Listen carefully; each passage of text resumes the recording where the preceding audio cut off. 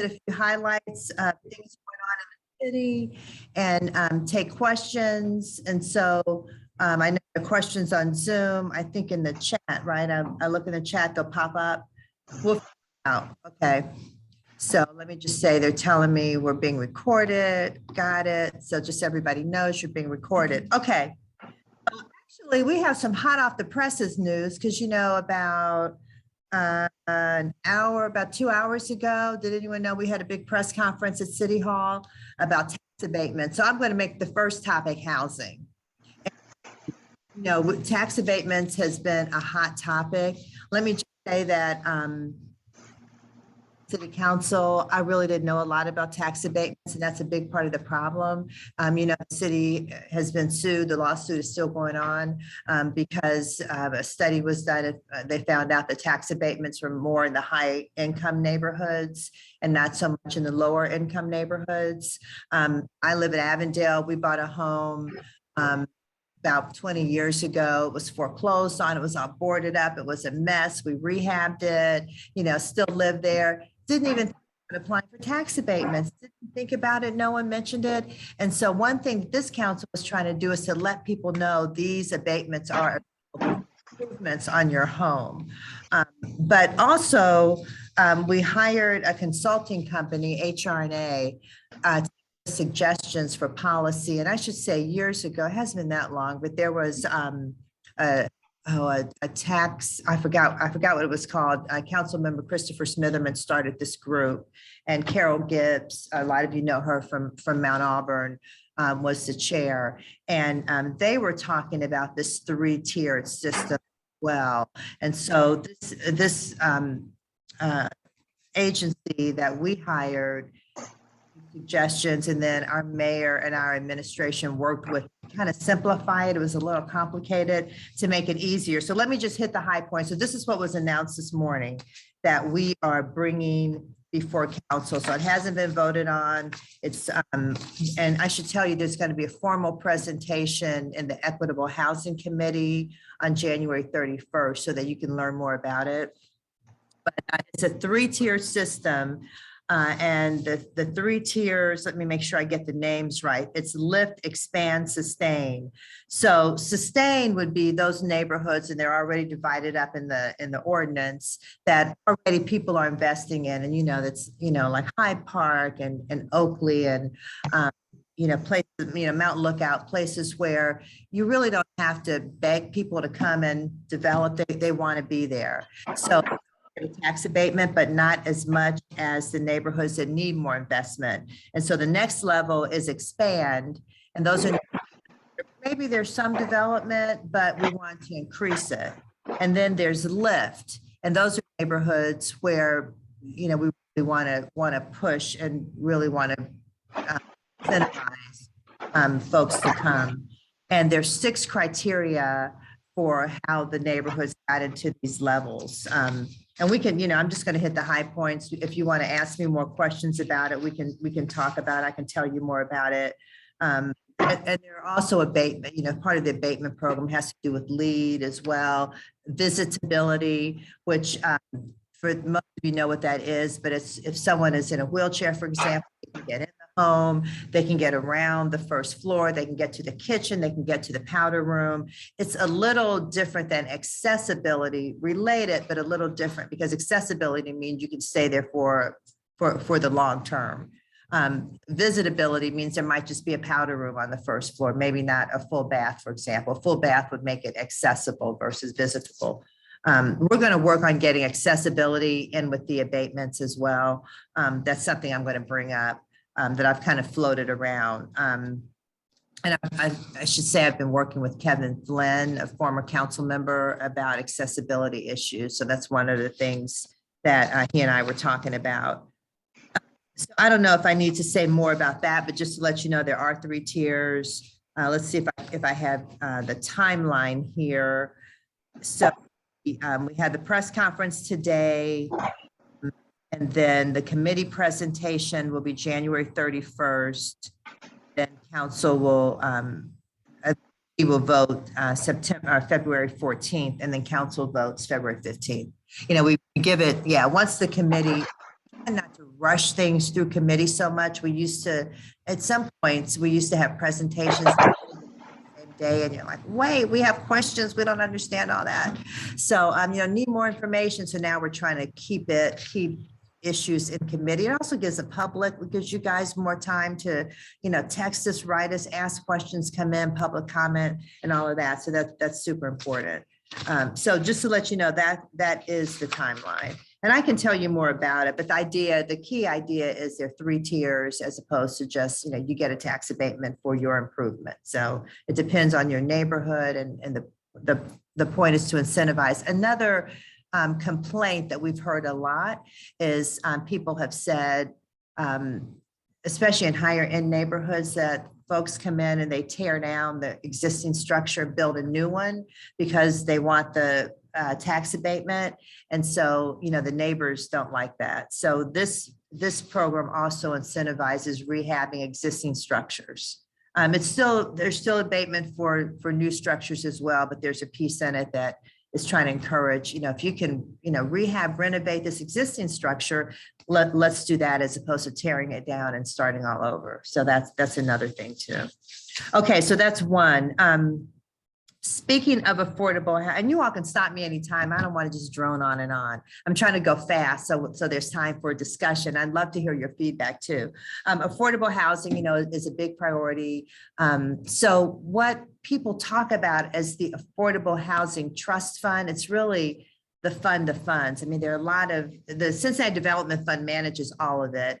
We have about $100 million altogether, including private investments and what the county has given us. Most of the money is from the city, but they're different, different restrictions. So it's not just those of you who are familiar with Fund 439. There's certain restrictions for Fund 439, but then there are other funds, but it's all going toward affordable housing. Affordable meaning you're not spending more than 30% of your income on housing. And then there are different income levels. So our understanding is there's a big push, a big need for 60% or lower AMI. So for a family of 4, that's about $65,000 a year. And then when you go down to 30%, there's an even greater need there. The affordable housing, though, covers up to, I think, 120%. So even higher. And some of that is workforce, folks like teachers and firefighters, police officers who make higher than that also need affordable housing. But then there are folks in the lower income levels who really are struggling. And we know every time somebody gets evicted or there's a vacate order, trying to find a place to live is harder and harder and harder. And so we really have to push for that. I can tell you the city's making progress. Generally, I think over the 5-year average, annual average for affordable housing units at 60% or less has been about 250, I understand. And last year we did about twice that much. So we're doing better. We have a long way to go. We're talking about 25,000 units that are needed in Cincinnati. So we've got a long way to go. And, Elizabeth, I know this is your area and you can tell us a lot about that. But just to say, that's where we are. And so we also have an ongoing stream of funding for the funds for affordable housing every year from our this year from the carryover, we put in $5 million, and then from other sources. And so it's, the commitment is every year to make sure there's money that goes into it. And so that's important. Another thing with housing, well, let me just mention this. A lot of folks have mentioned that it's hard. Cincinnati is an older city. Our housing structures are older. So homes have a lot of housing code violations naturally, and some of them are expensive to repair. So we have the Harbor Fund, and that's especially for low and moderate income people. Like, you get a code violation, don't just ignore it. We've got funds to help you fix it because your neighbors want you to keep up your home. The city wants you to keep up your home, and we want you to keep your home. We don't want you to lose your home because you can't make the repairs. And so if you get a code violation, call us because there are some funds for that. Also, there are home repair emergency funds as well. And so the city has increased funding for those pots of money too, because we know the need is really great. A big thing for me is increasing home ownership. I just feel like a lot of folks have been left out. It stabilizes your neighborhoods. It helps your family build wealth. You're building equity. You have something to pass on generation to generation. Home ownership in Cincinnati is really low. Across the country, it's about 64%. Here, it's like 38%. In some neighborhoods, like Price Hill, for example, I think it's about 11%, Avondale, 17%. I mean, we've got work to do. So one thing we've done is put more money in the American Dream Down Payment Initiative so that people can get up to, we've expanded it. It was like $5,000 for a down payment. Now I think it's about $15,000. And so that's better. And we're trying to do some home ownership workshops across the city. So because people are like, well, how do you even buy a home? Where do you go? What do you do? How do you work with financial institutions? How does all this work? And so some of it is new, especially for families that they haven't done this generation to generation. So we're working with realtors and the Realtors, those are the African American Realtors Association, to do education and let people know about resources. And then zoning reforms, that's coming up. I think we're going to have something in the spring on that.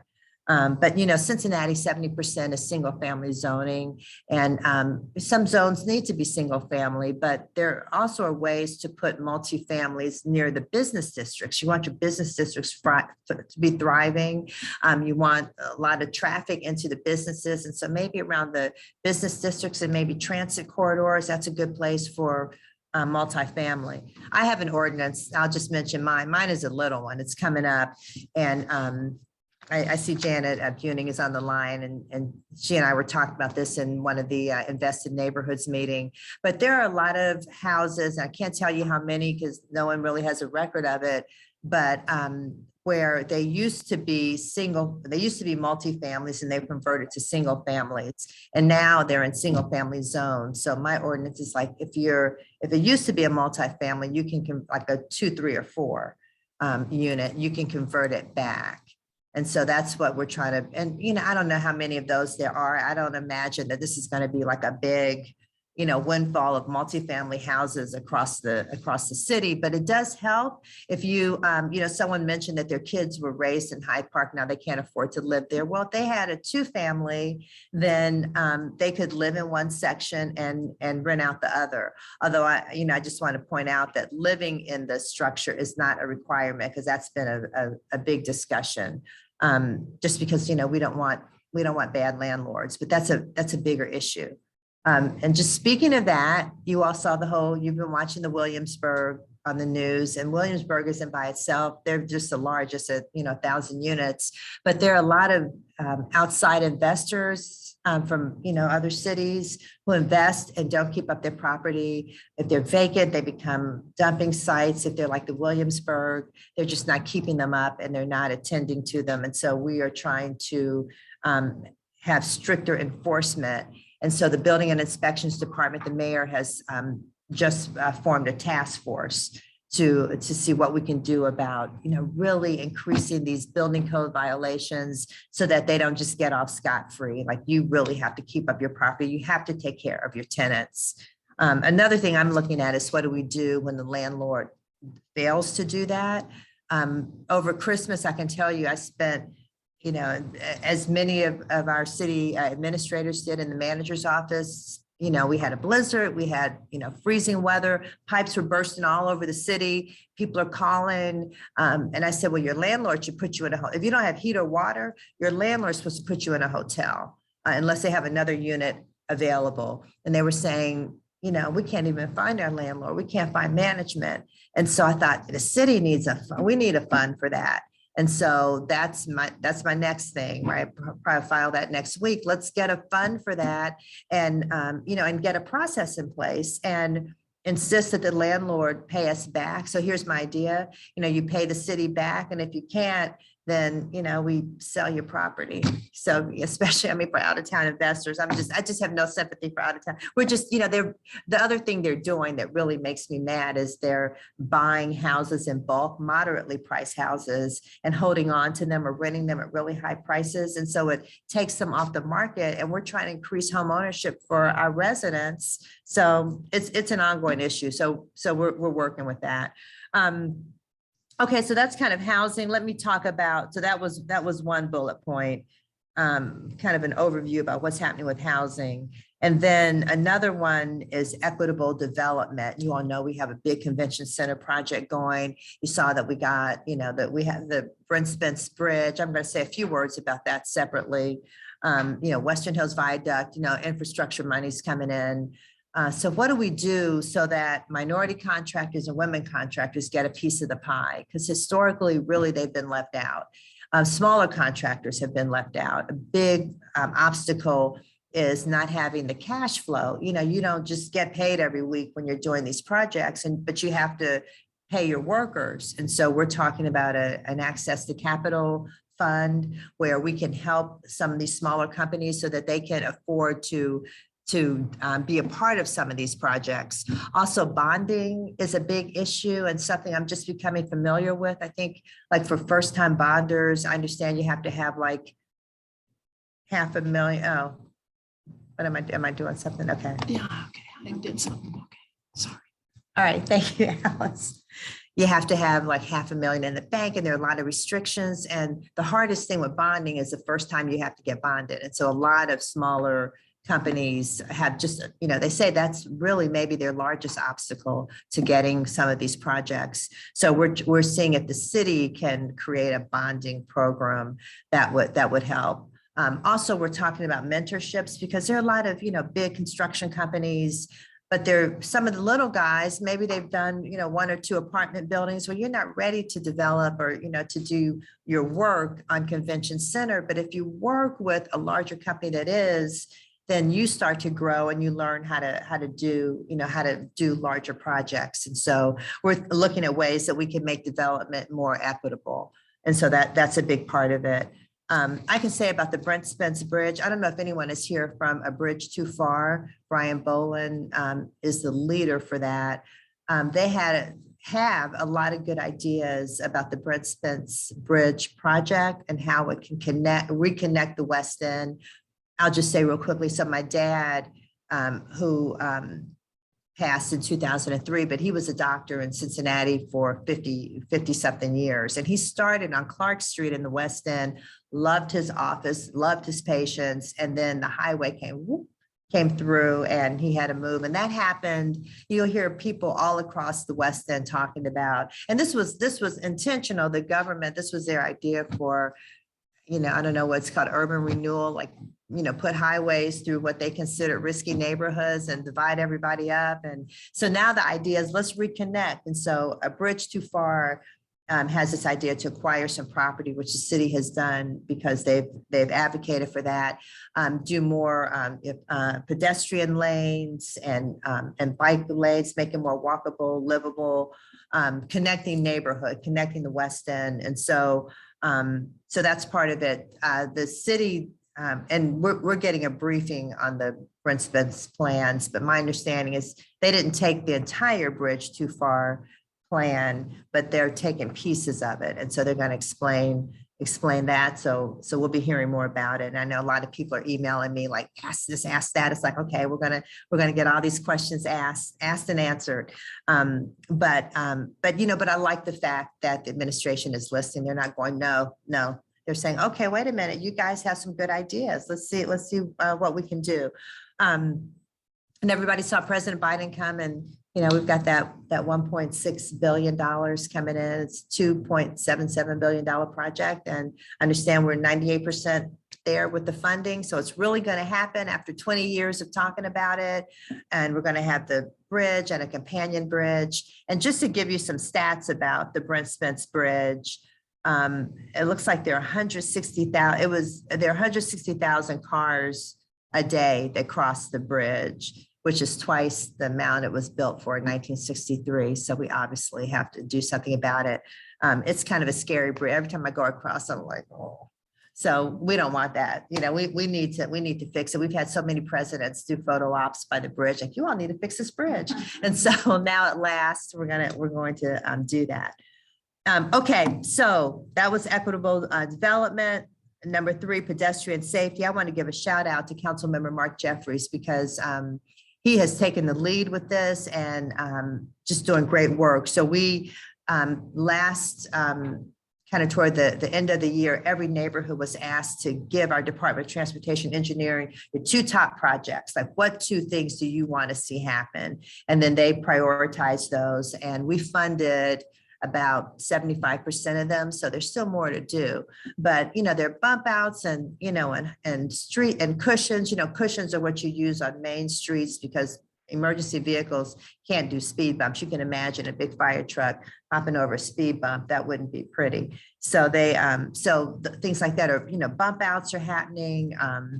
The speed, they're not called cameras, but speed signs. It's a school zone and you're going like 35 miles per hour to show you, oh, you want 35 miles per hour, you need to slow down. So those things are happening. Our police office, our Cincinnati Police Department is working with us to do blitzes. And some neighborhoods were kind of concerned, like, we don't want the police stopping everybody.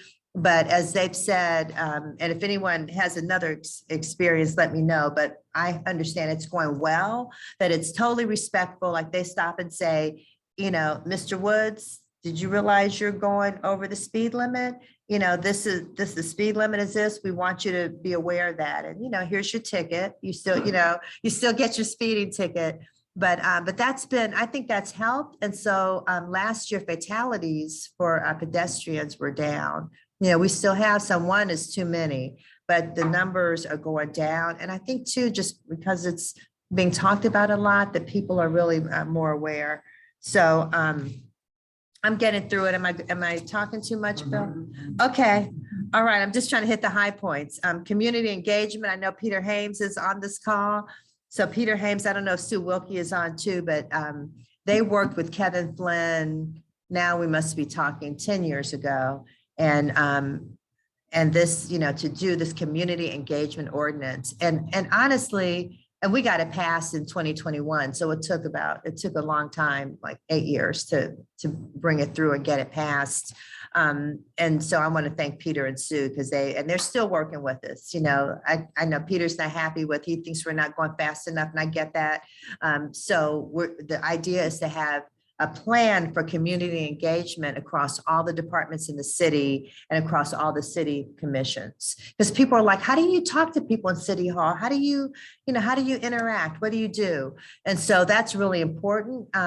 Another thing that I've noticed, I've only been on council since 2020, but community engagement, I was telling Kevin Flynn this, Peter, has become part of the culture. That people, you hear council people always talking about community engagement. We need community engagement here. We want to put this out. What does the community think? You see, we're doing all kinds of surveys and asking people, what do you think? What do you want?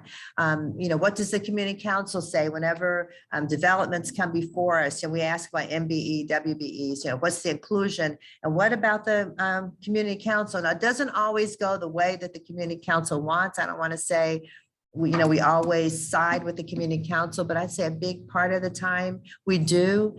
And even if we don't, we want to know that they've been heard. And so that's really important. So I think the culture, I can see a change in culture because of the work that Peter and Sue have done. So I'm really grateful for that. You all know the Green Cincinnati plan from 2018. It's been a big, I'm sure, fun process. It's being updated. For 2023, it's supposed the final one will be in the final version of it will be in the spring. But right now through, let's see, the deadline, I think it's February 7th. People can go online and you can read the current draft and put in comments. So this is another chance for community engagement. So that's really important to see, what the goals are, what the plan is saying, what you'd like to see in it. If there's something in it that you don't think should be in it, give your comments and all that. And you can do that online until February 7th. The last thing I'll mention before we can open up for questions and for discussion and comment is job training for youth.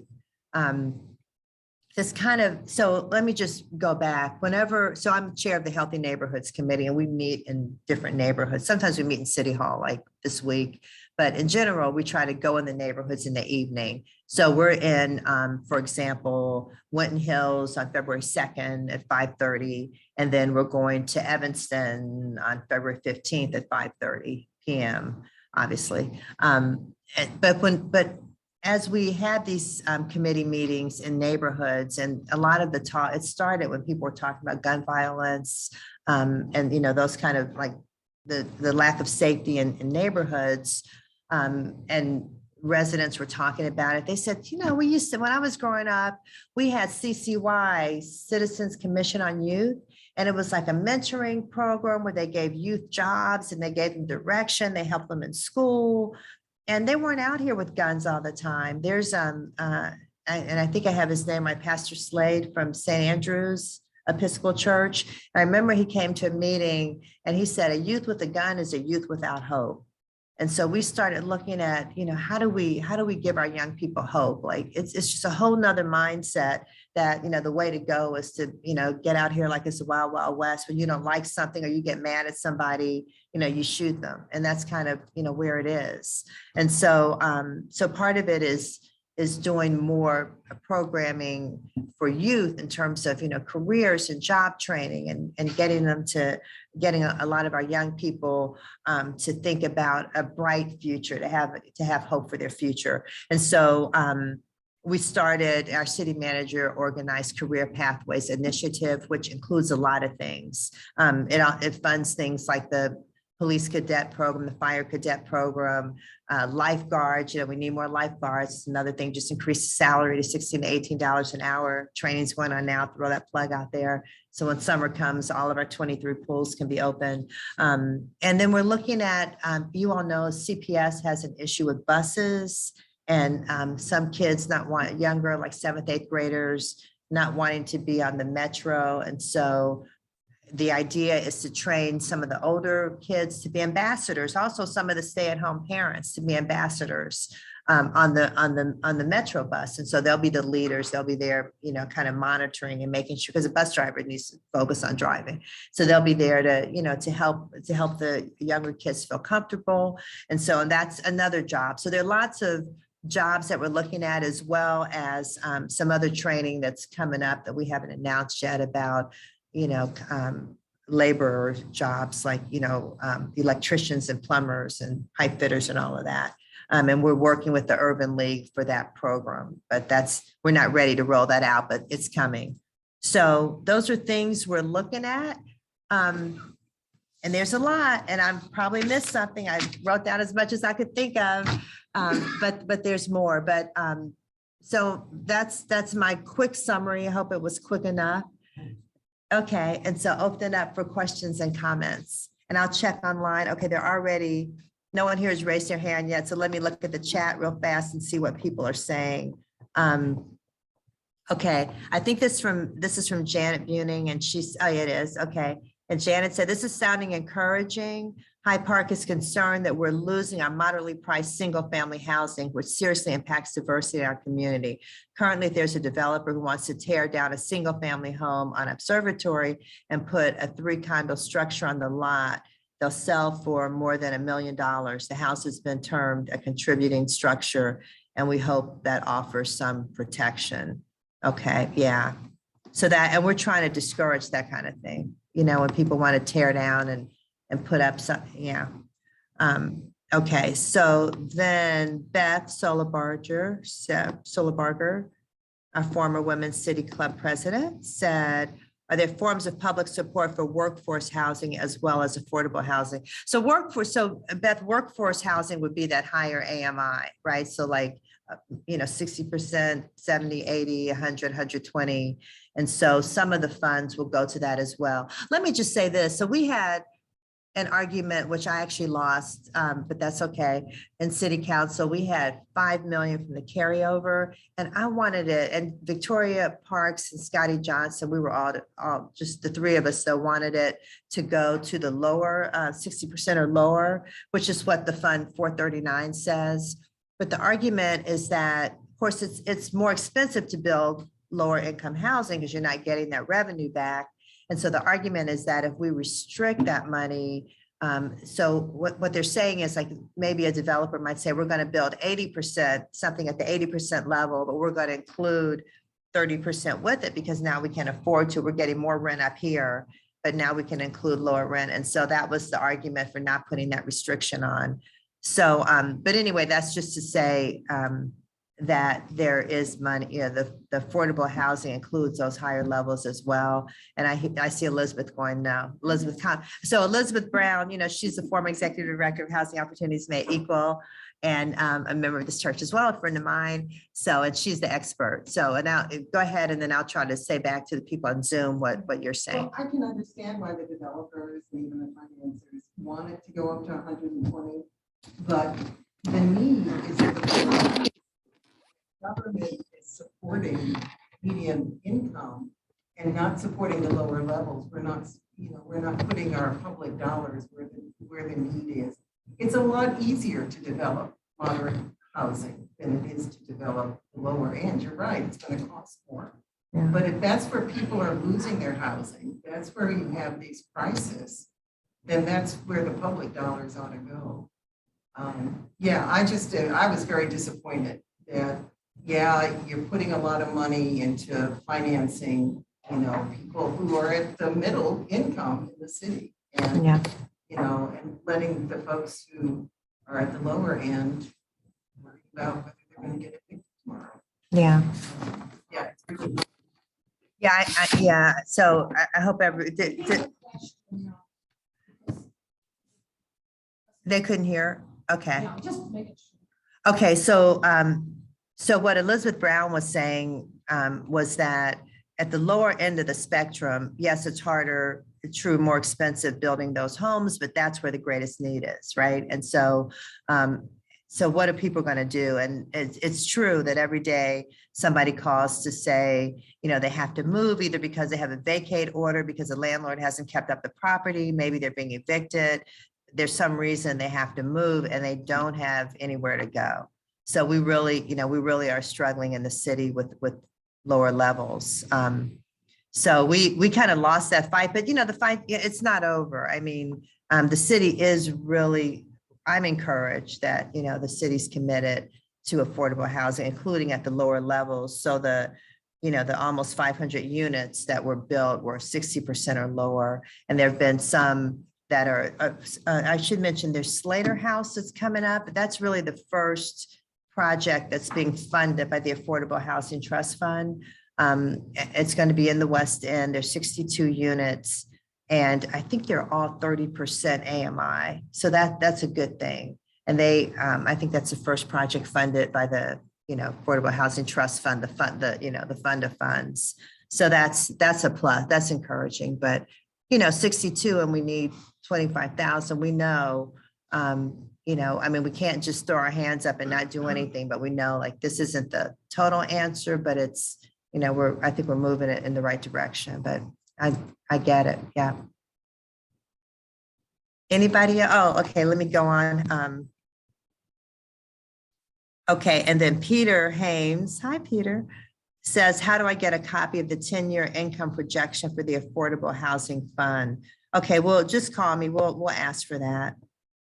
Somebody must have it. It would be helpful if the community councils had at least a month, since they all meet monthly, to review and comment upon the 3-tier tax abatement proposal. Over the Rhine Community Council will not be able to discuss. Oh, okay. So it sounds like what Peter is saying is that our timeline is too fast, because we said it's coming up for a vote February 15th. So yeah, I can certainly ask about that. I'll certainly ask about that. And then Jan Seymour is saying, I'm confused. How much is in the Affordable Housing Trust Fund? It's confusing because there's no one fund. So like the Fund 439 has restrictions, like it has to be spent on 60% or lower AMI. And I think 50% of it has to be 30% or lower. And then there are other funds that say you could spend on, 80%, 100, 120%. So there are different pots of money. And all together, including the private investment. And I asked this question right before I left City Hall. I said, how much do we have all together? And they said it's about 100 million. So, but they're in different pots, but all managed for us by the Cincinnati Development Fund. And actually, Dr. Dudas, who's our finance director, gave me a 22-page report or 22-page PowerPoint that I could actually send to you that explains a lot of it and kind of shows where things go. I didn't get just like a one-pager saying we've got like, $1 million here and it's from here and it can be spent on that.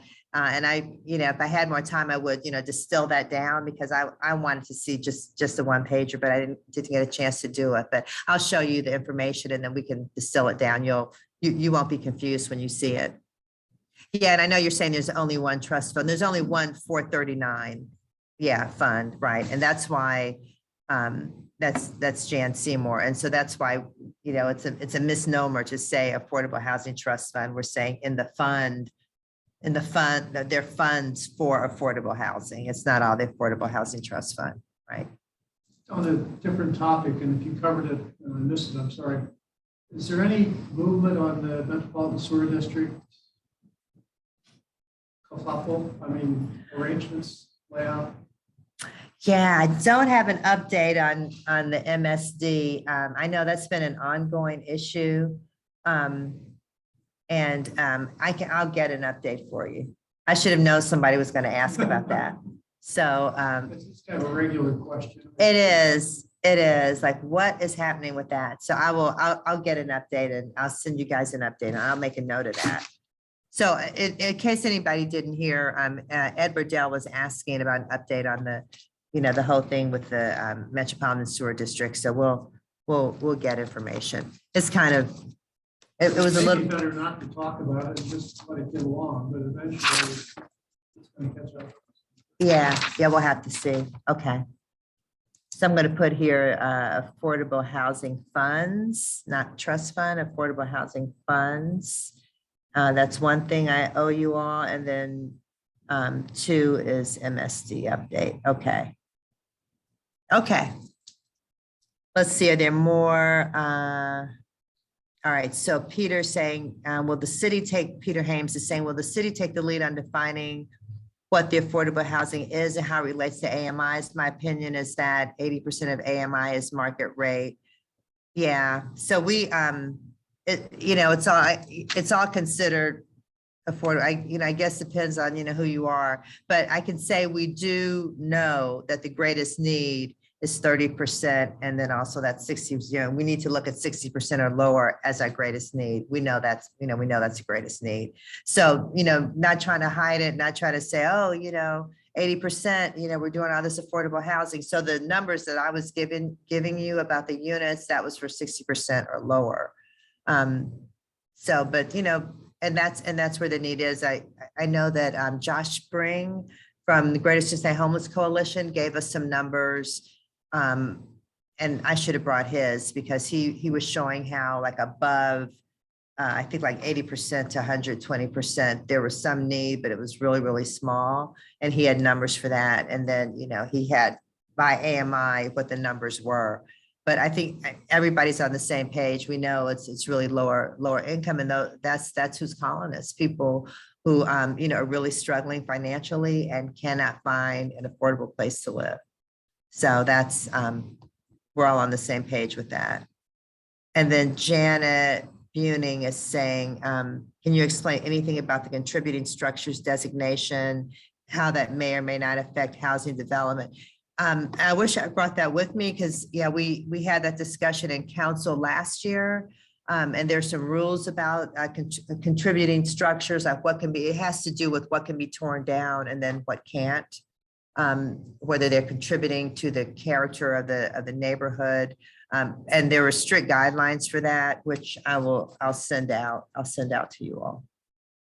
I don't remember a lot about it, except there was a list and we were talking about it because it had to do with some structures that some folks wanted to be torn down, and the issue was, were they contributing structures or not?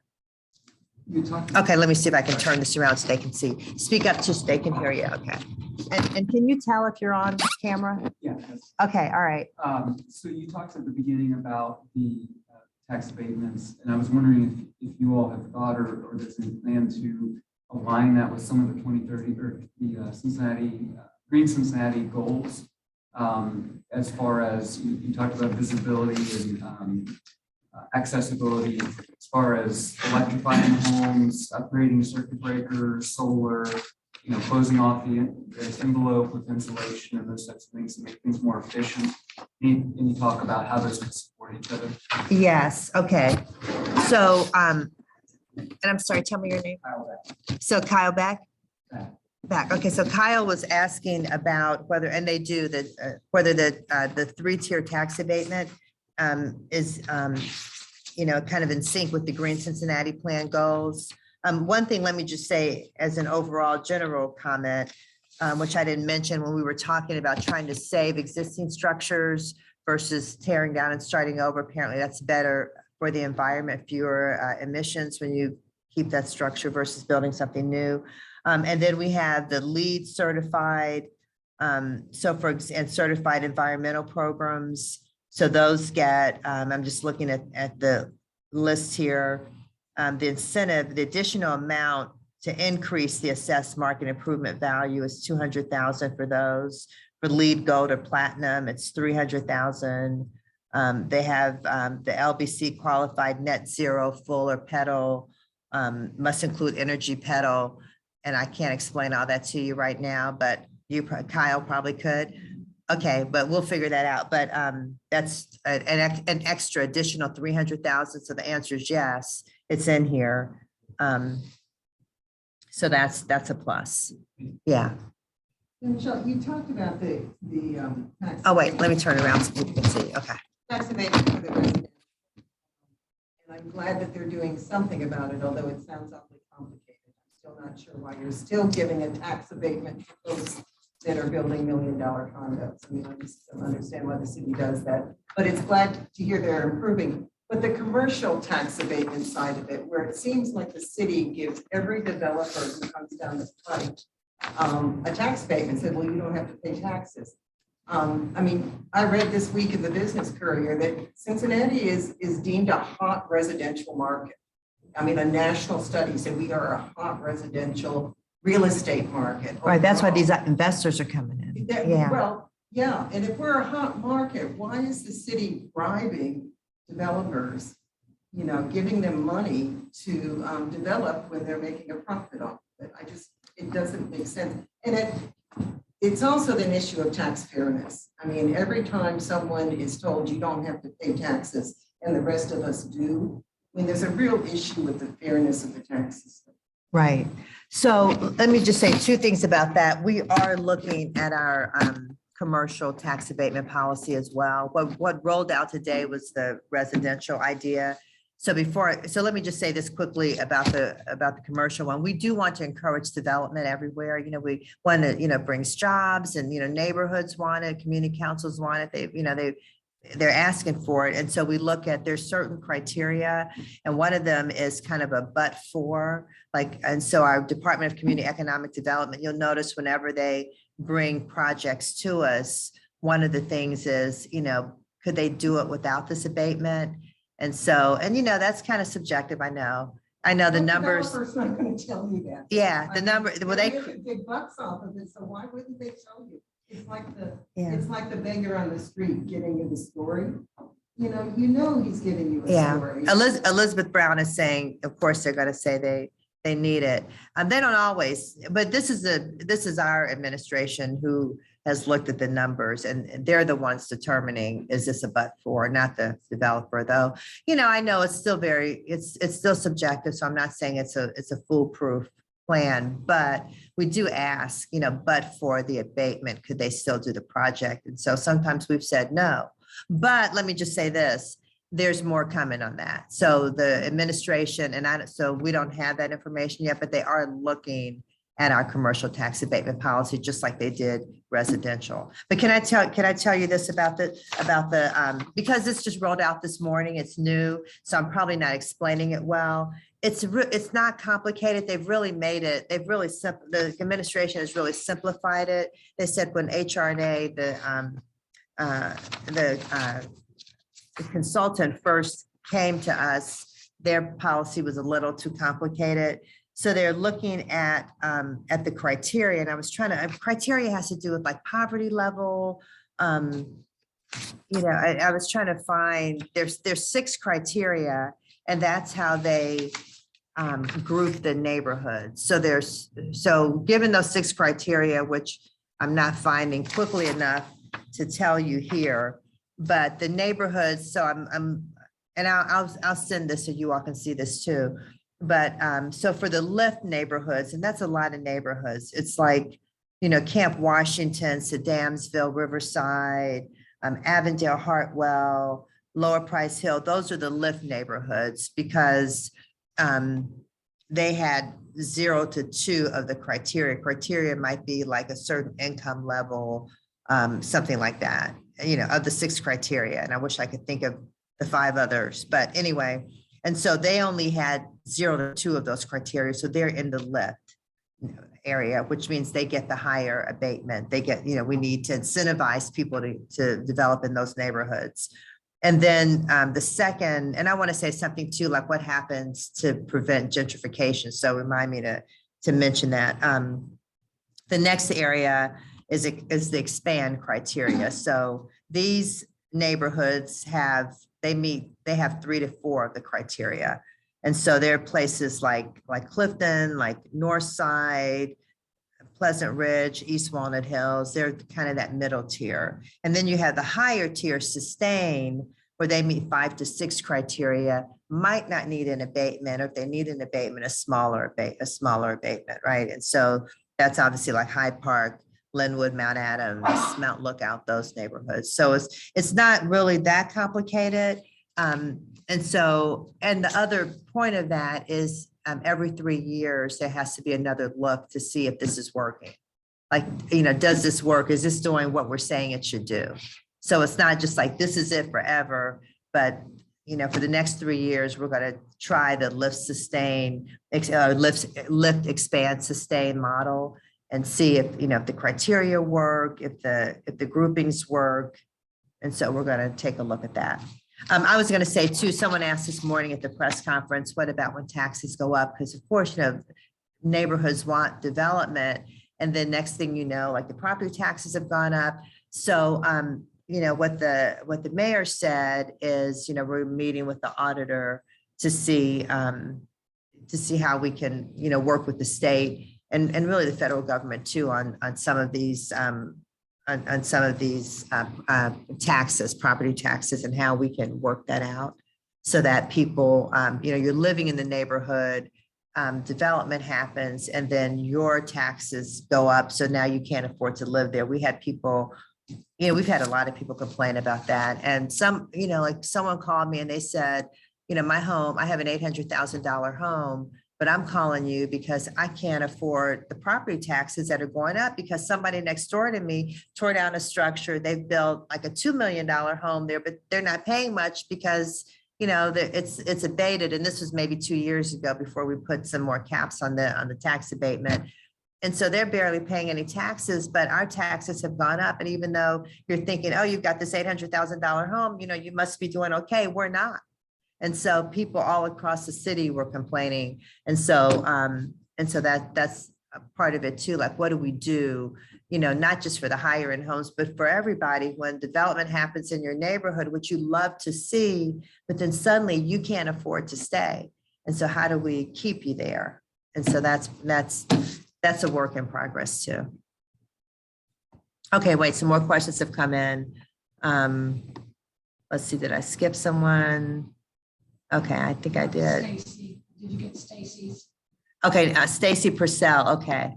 Does the city have plans to use some of the money from the property tax rollback to support low-income homeowners struggling with rising property taxes?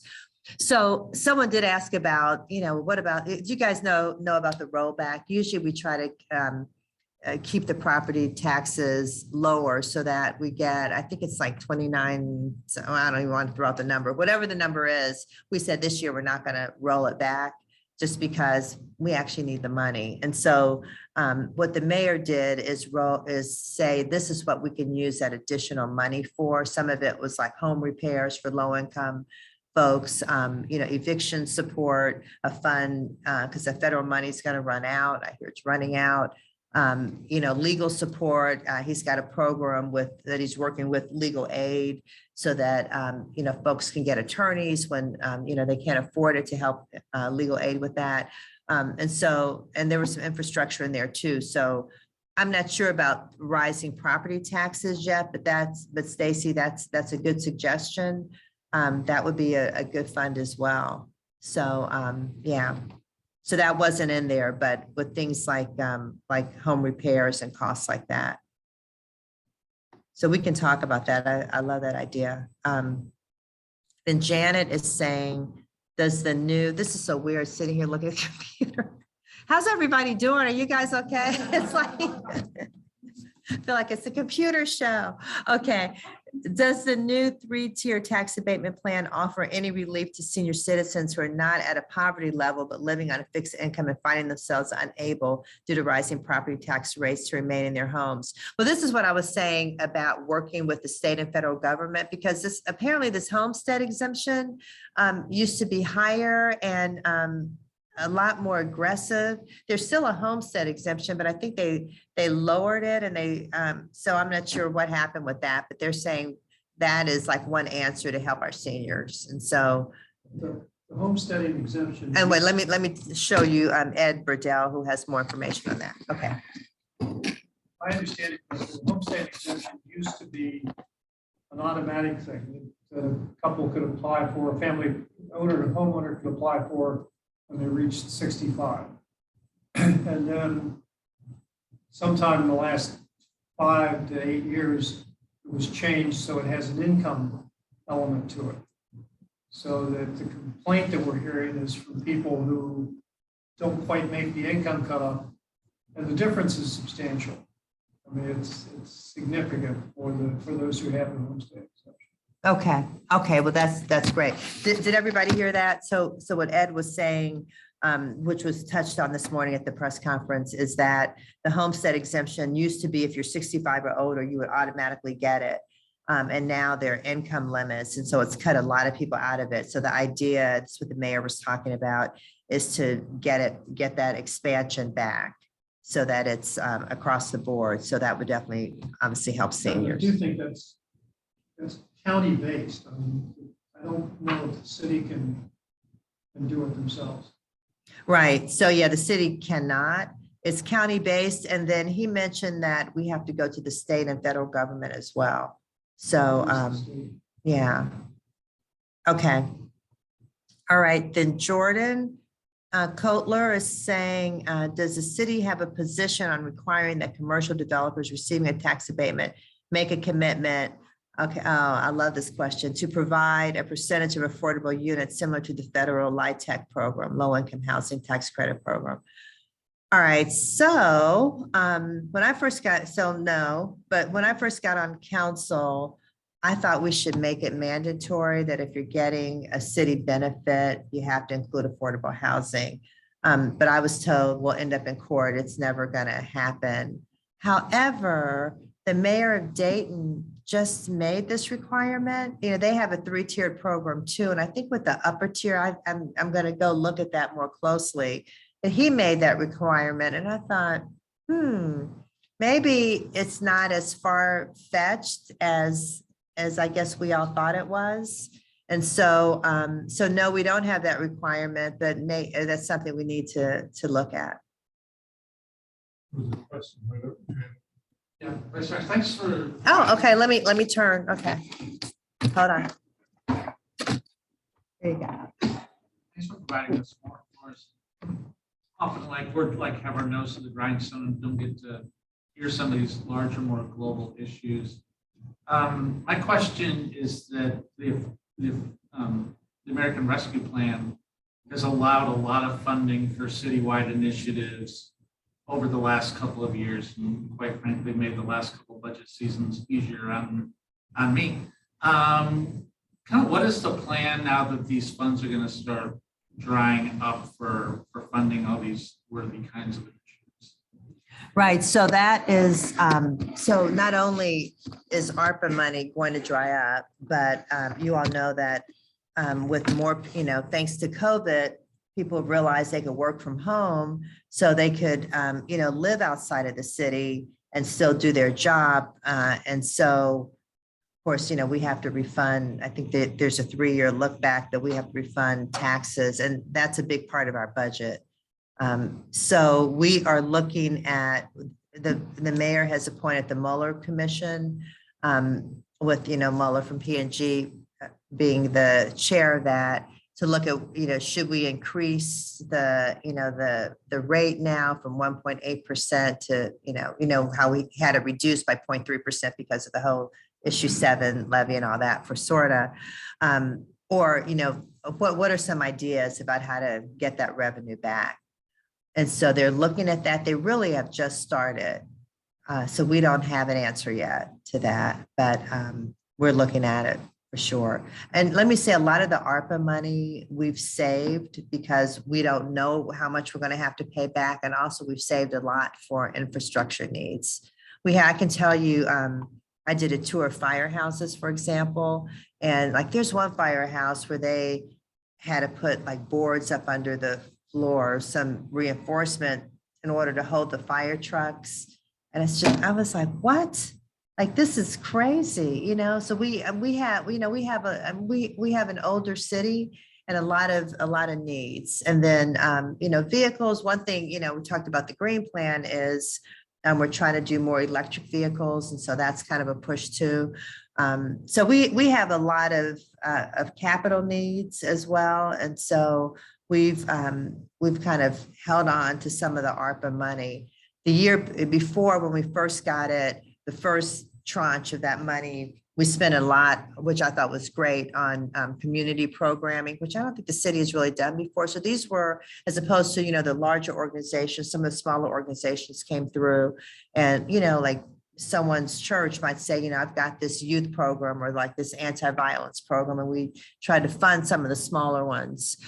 So that, I thought that was good too. And then we have funds like, Keep Cincinnati Beautiful does the Safe and Clean Fund, which is great. So people can apply. It's not just for blight, it's for like anti-violence, things that are, community-based. We have the Boots on the Ground Fund that the Greater Cincinnati Foundation is actually building for us. And so the first round ended October 31st, and they're going to make their recommendations soon. And then there'll be more because there's more money there. And that's for community-based organizations. So we're trying to hold on to what we did with some of the ARPA money when we first got it, which was to kind of spread it around so that, because we said, wow, if we're going to save all this money for infrastructure, what do we got to do when people come and say, I've got a summer camp that needs money, or we need to do this youth program, or, we've got this job program or a soup kitchen, or, whatever. So that's why we have those funds, to make sure that we have money for the, community driven projects, because there are a lot of folks just out in the community that are doing really good work. And so we have to support them. I think, okay. I think I answered. So I had Jordan. Oh. Final questions from your comments from you all. Oh, wow. I didn't realize it was so late. Gosh, I'm sorry. Okay. A few times you either directly said or sort of alluded to trying to get things done that would align with the values, I think, of a church like ours, or maybe other faith-based organizations in the community, and either failing or having a really difficult time.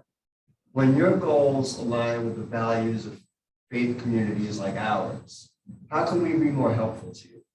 Well, let me just say, so one thing that's happening Saturday, so back on October 22nd, Christ Church Cathedral had the anti-gun violence summit here. And so they brought in someone from the mayor's office in New York, Erica Ford, as a keynote speaker. And so she's invited a delegation to come to New York, and we're actually going on Saturday. So from the 14th to the 18th, to see what they're doing that's working. And so that's, so it's, I love that. So they're like community members. It's not just people from the church, but the church is helping to fund that trip. except for me, because I'm not allowed to be, you're not allowed to pay for me, unfortunately. I have to pay for myself, but that's a whole nother issue. But anyway, the other folks are being funded. There are people from East Westwood who are coming. People like Mitch Morris from Cincinnati Works, who does a lot of work in the community. Bishop Ennis Tate is helping to organize it. Of course, Dean Owen is going, and lots of other folks are going to go visit New York and to see. And we just had a Zoom call with them about the different programs that they have and how they're decreasing gun violence. And we're just going to see, are there some things that we haven't thought of here that they're doing that's working that we can bring back here? So, working with faith-based organizations is part of what we do. Actually, just, the city, I mean, we're here, everybody is a partner, right? So it's not just like us and then you guys, it's like we all have to work together, right? So it's really important that we, communicate. That's why these forums are so important. So we get feedback.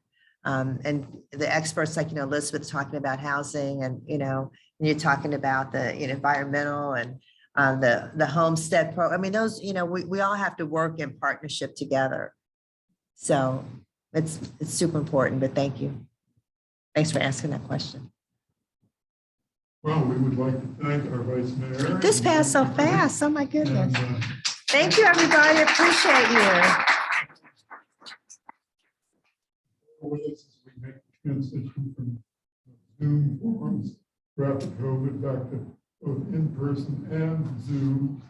Got to have the microphones today, so seemed to work because you did such an able job. Well, we just flip the computer around so everybody on Zoom can see who's talking, and yeah, it works out.